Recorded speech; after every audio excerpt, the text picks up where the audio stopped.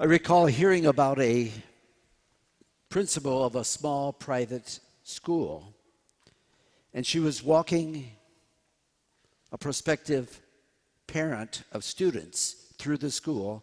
The parent wanted to know all about the school, whether or not it was a good place to put her children.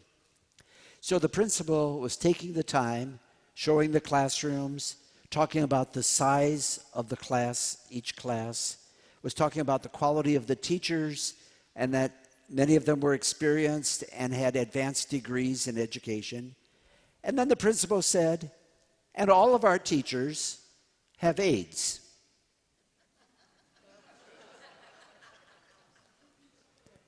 The mother was aghast, and it took a moment for the principal to realize what the mother had heard. So she tried to back off, and she said, all of our teachers have assistants, classroom aides. But somehow in an era when there's HIV and AIDS infection, that mother got caught up with that thought in her brain, and it was just a matter of time, and she said, well, thanks for the tour. I think we're finished here, and she left. Sometimes what we say or mean to say and what somebody else hears are two different things. Sometimes even when we use the same word. And once the idea is planted in the brain, it's hard to get away from it. And that is precisely what was going on in this dialogue between Pilate and Jesus. This is the setting the night before Jesus is crucified. Jesus was arrested. He was taken before Pilate. And so Pilate says, are you a king? Now, for Pilate, that word meant king was somebody who was going to rival the powers of Rome. And because he was a procurator, a representative of the emperor Caesar, he had to toe the line very carefully. And there was no allowance of any other king. And so Jesus answered, yes, I'm a king, but not of this world. Completely misunderstood by Pilate. He could not comprehend a king of any other realm or any other style, because for him, a king was all about power and control and subjugating other people. So today on the Feast of Christ the King, we want to be careful what we're talking about. We're not talking about king as Pilate understood, but king as Jesus understood. Now, Jesus was called a king since the time of the scriptures, the first century. The actual feast day of Christ the King, however, came rather late. It was actually promulgated less than 100 years ago. In 1925, Pope Pius XI, he said, we really should highlight that Jesus is the King of the universe. And he said that because of the problems in the world at the time. If you recall, that was not too long after World War I was finished. The Roaring '20s came in. It was filled with secularism, a lot of individual nationalism. The powers were already building up to fight each other. Communism had taken hold in Russia. And the Pope was concerned that everybody is slipping into this other understanding of what power is. And he said, let's remember, Christ is really the king for all of us. And it's a kingdom that transcends borders and boundaries, so don't get caught up in nationalism. And it's a kingdom not of this world, so don't get caught up in secularism. And it's a kingdom of compassion and mercy and justice, so don't just look at what you're going to get out of it yourself. That was almost 100 years ago, and in many ways, we think we need that very same message today because we're caught up in the same problems.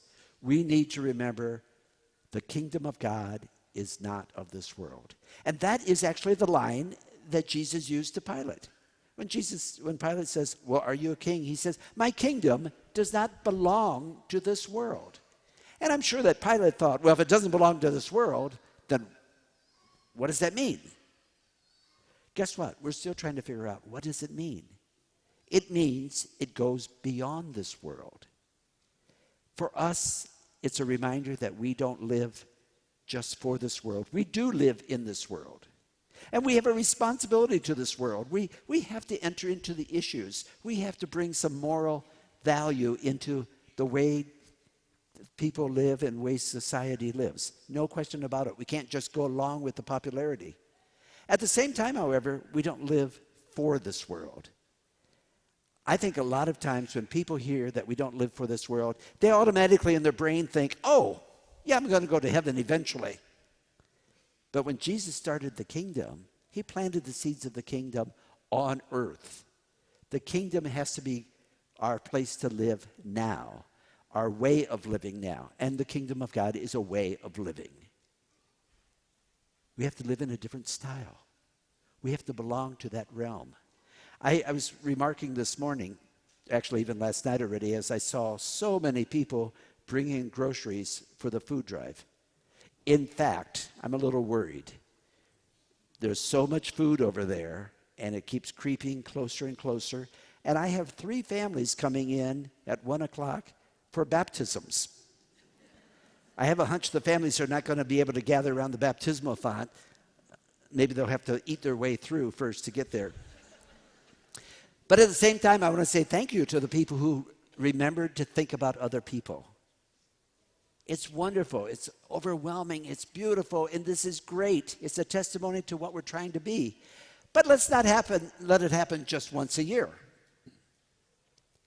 We want to be this kind of person all the time when we think about the needs of other people. Because the kingdom of God requires that of us. If we want to live in the kingdom, and not just for the values of this earth, we have to think about other people, the needs of others. We have to go beyond ourselves, not just our own wants.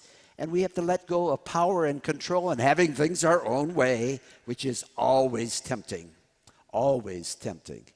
We have to let go of that and just say, Lord, can we live the way you live? And can we think about people who really are desperate and in need? In a sense, we've got the hardest of things to do because we live with 2 citizenships.